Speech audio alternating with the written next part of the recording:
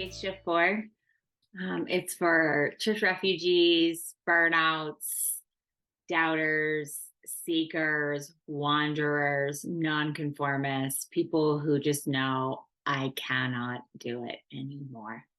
I cannot submit myself to systems that are not free, that are not equal, that are not wide and open in terms of spiritual practices, and that are built on hierarchy and patriarchy that continues to perpetuate cycles of oppression and harm to people. And so faith shift is really for anybody who just can't do it anymore in the same way.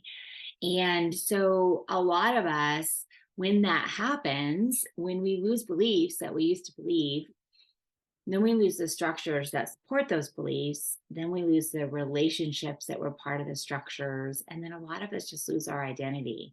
And that's been my story years and years ago.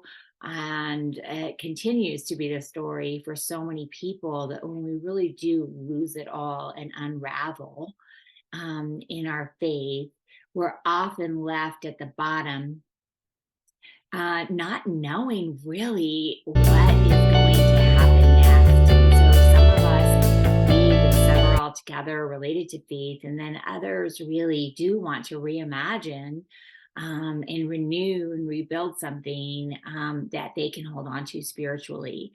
And so faith shift is really for any person that is just trying to find their way forward when everything they believe came apart or is coming apart. And people can enter into the story in however works for you.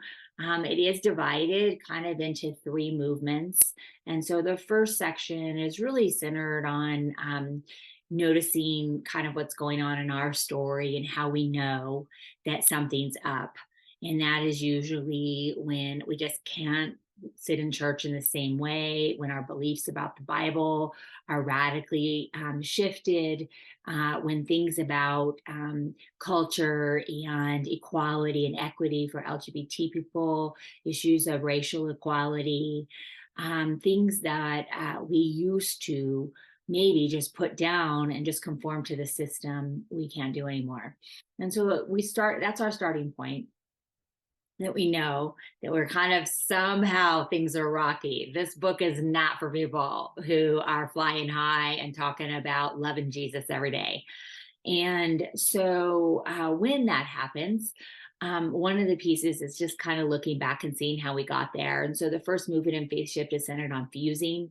And that is just a stage that all of us really go through, where conformity and affiliation and certainty are really, really core values.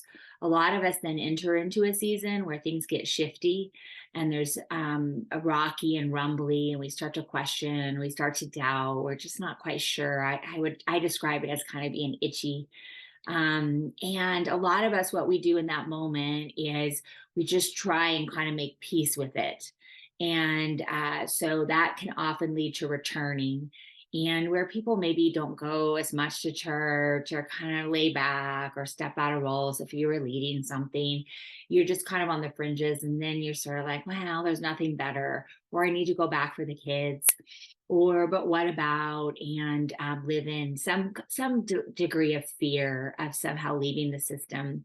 And so we talk about fusing, we talk about shifting, we talk about returning, but really the focus of faith shift is when people hit a place after shifting where you just can't go back. And shifting is kind of in our control. And the next stage is really just a cycle or rhythm. You can use different language for it. But in the book, I use unraveling. And that is when really everything does fall apart. And it's just a big ball of grief. And again, we lose beliefs, then we lose the structures, then we lose the relationships, and a lot of us lose our identity. And so some of the core values in unraveling are really about uncertainty and authenticity and autonomy, like unhooking from submitting ourselves to authority in the same way, and learning how to maybe own our agency better.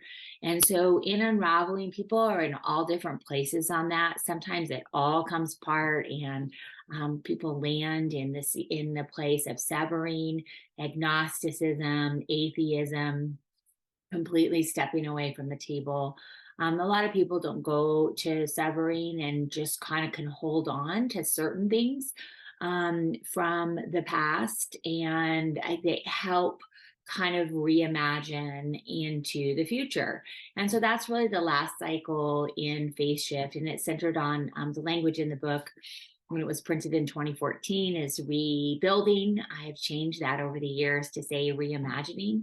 And in reimagining, the core values are freedom and mystery and diversity, and just that desire to really find a faith that has a freedom and has so much mystery to it, and is wider and more diverse and more inclusive and more expansive. So this looks different for everybody. So first section is kind of through up to returning. In the middle section of Faith Shift, it's really centered on the rough and brutal work of unraveling, because when we lose so much, it is painful. And we need skills, and we need support, and we need stories that help us sustain and take care of ourselves during that season. The timeline on it is different for everybody, but it's not weeks and months.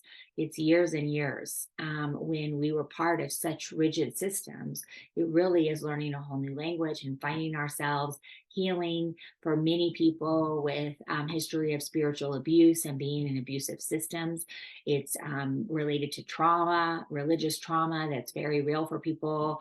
And so unraveling is just a big ball of pain. But it can also be really exciting for some people, because it opens up a whole new window to new spiritual practices, different kind of community, freedom, healing, a lot of personal healing that happens. And so the middle is really centered on that. There's some space in there for severing. It's really important that that's included in the book. And then the whole last third is really related to reimagining or rebuilding, and being able to celebrate what was, to find what remains, to really seek what works, and expand our view and perspective on spiritual practices, and give things a try, to find actually what we like and what we love, not just what a church needs, and then ways to really sustain the ongoing work of just continuing to kind of go through those cycles of unraveling more things, and then reimagining more things, and kind of accepting a more fluid model of faith that is always evolving, and not the thing that we were taught way back when that was very linear, very next step, very ascent-ish. That this is a lot messier and a lot more human. So my hope on Faith Shift has just always been the same all these years, and that is just whoever needs to feel not crazy and not alone would pick it up. And that when you opened it, that you would find yourself in the story, and you would find language for what you're experiencing, and that you would find kindred spirits in the stories that are placed there, and that you would adapt anything in there to work for you for your ongoing healing.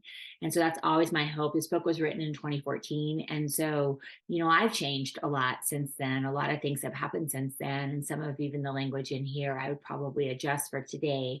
But that's my hope always, is that people will just find what they need and then adapt it to what you need.